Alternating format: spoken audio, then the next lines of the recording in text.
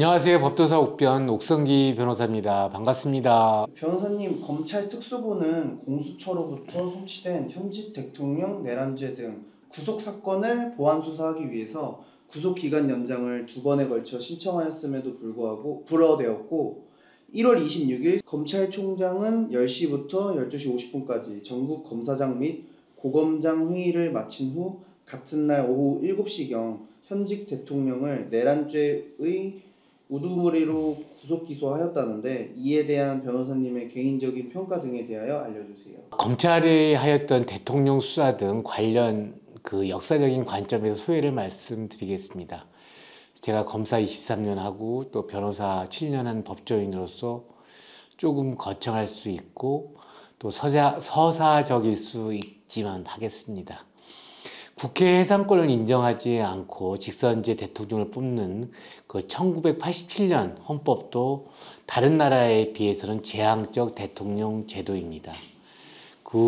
김영삼 대통령 시대에 금융실명제 실시, 하나의 척결, 그리고 5.18 광주 항쟁 관련 전두환, 노태우 대통령을 내란죄로 단죄하며 김대중, 그다음에 노무현 대통령 시대에도 IMF 극복, 북한과의 관계 개선, 한미 FTA 등이 있는 등 민주화를 이루고, 또 이명박, 박근혜 시대에도 미국 서프라임 모기지 사태 등 세계 경제 위기에도 우리나라는 중국의 굴기 내진 중국 덕분에 우리나라는 선진국으로 진입하였습니다.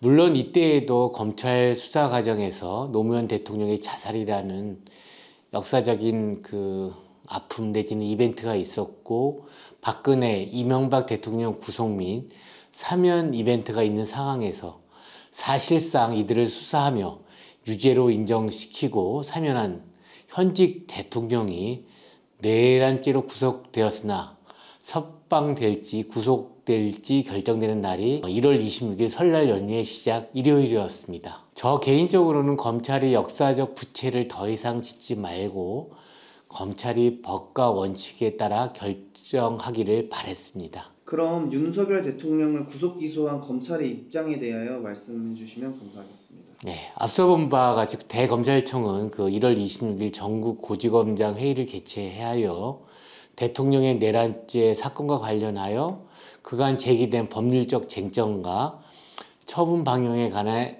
다양한 의견을 수렴하고 심도 깊은 논의를 거쳐 검찰 특수본의 공소 제기를 지시하였고, 회의 참석자들은 법원이 납득하기 어려운 사유를 들어 두 차례에 걸쳐 검찰의 구속기간 연장 신청을 불허하였으나, 이는 서울 교육감 사건 등 공수처가 송부한 사건에 대한 검찰의 보완 수사를 통해 확보한 증거를 토대로 유죄를 확정한 전례에 배치될 뿐만 아니라 기소 여부 결정을 위한 보완 수사와 공소 제기, 공소 유지 등 검사의 책임과 직무 범위를 규정하고 있는 형사소송법 등 형사사법체계에 반하는 부당한 결정이라는데 의견을 같이 하는 등 검찰 특수본의 구속영장이 발부된 대통령에 대하여 그간의 수사 경과에 비추어 구속을 취소할 사정 변경이 있다고 볼 수 없고, 김용현 장관 등 주요 임무 종사자 등에 대한 면밀한 수사를 통하여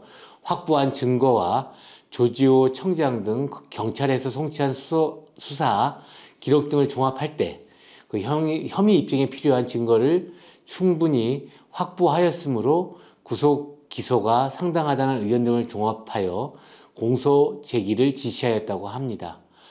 서부지방법원은 증거인멸의 우려가 있다고 하면서 구속영장을 발부하였고, 윤 대통령은 공수처가 수사 관할도 없음에도 수사한다고 하면서 증언 거부하고 소환 불응한 채 공수처 수사 기록이 서부지검이 아닌 서울중앙지검에 송부되었고, 법원이 구속기간 연장을 2번에 걸쳐 불허하자 공범들의 검찰 진술 등을 종합하면 혐의 입증에 필요한 증거가 충분히 확보되었다는 것인데, 구속영장을 발부한 서부지방법원 판사는 대통령이 증거인멸의 우려가 있다고 하고, 그 기록을 받은 검찰 특수본은 대통령 조사 없이 구속 기소하여도 문제없다는 것입니다. 그야말로 모순이고 논리적으로 납득하기 어려운 상황입니다. 그럼 변호사님의 생각 내지 의견은 어떤 것일까요? 첫째, 문재인 정부의 검수완박 관련 형사소송법 개정 등에 만들어진 공수처의 이중적 지위가 문제입니다. 즉, 공수처가 기소할 수 있는 대상은 공수처법 제2조, 제3조 및 제26조의 규정에 따라 대법원장과 대법관, 검찰총장, 판사와 검사, 그리고 경무관 이상 경찰 공무원, 즉 판사, 검사, 경찰에 대해서는 직접 기소하고 공소 유지할 수 있지만 대통령과 총리 등에 대해서는 직접 기소할 수 없습니다. 일부 고위 공직자에 대하여는 검사와 같은 역할을 하지만 대통령, 국무총리에 대한 수사에 있어서는 특별사법경찰관에 불과하기 때문입니다.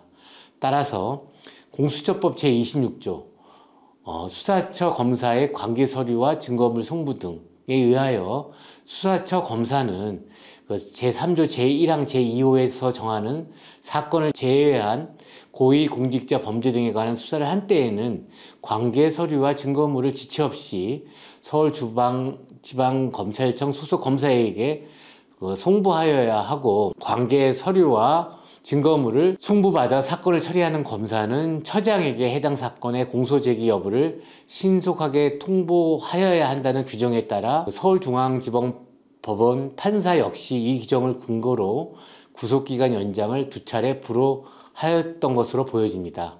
현직 대통령의 내란죄 수사 관련 수사 의지가 있었다면 검수완박에 의한 형사법 개정, 그리고 공수법 규정 등을 종합적으로 검토해서 경찰청 국수본에서 수사 개시하여 검찰에 송치하였다면 아무 문제가 없었는데 공수처가 수사하겠다고 하면서 이 사단이 난 것입니다.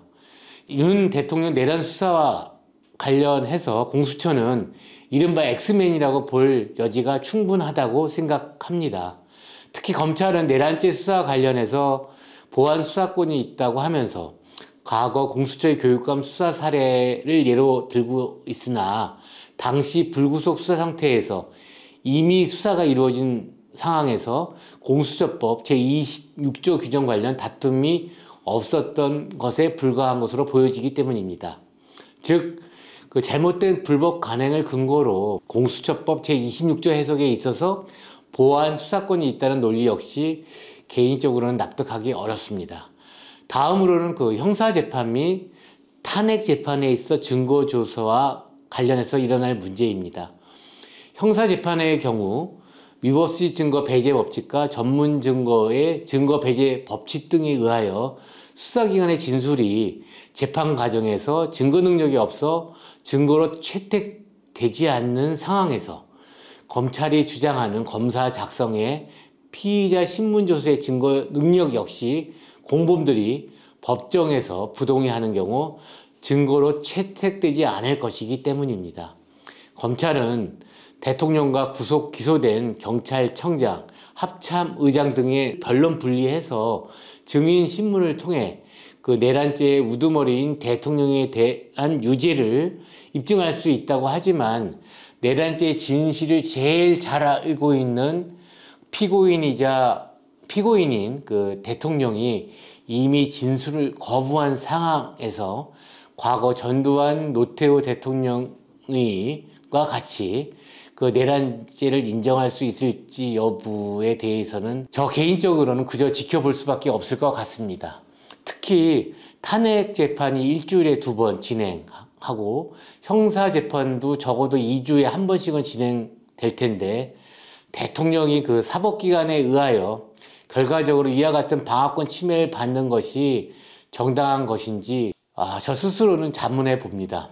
탄핵 심판과 형사 재판을 이중으로 받는 경우 탄핵 재판 절차를 정지할 수 있다는 헌재법 제51조와 관련해서는 다음 시간에 말씀드리도록 하겠습니다. 변호사님께서 대통령 내란죄 등 구속사건과 그리고 공수처의 이중적 지위에 대해서 말씀을 해주셨는데 앞으로도 좀 쭉 지켜봐야 될 문제인 것 같습니다. 변호사님 오늘도 좋은 답변 감사합니다. 감사합니다. 법도사 옥선기 변호사였습니다.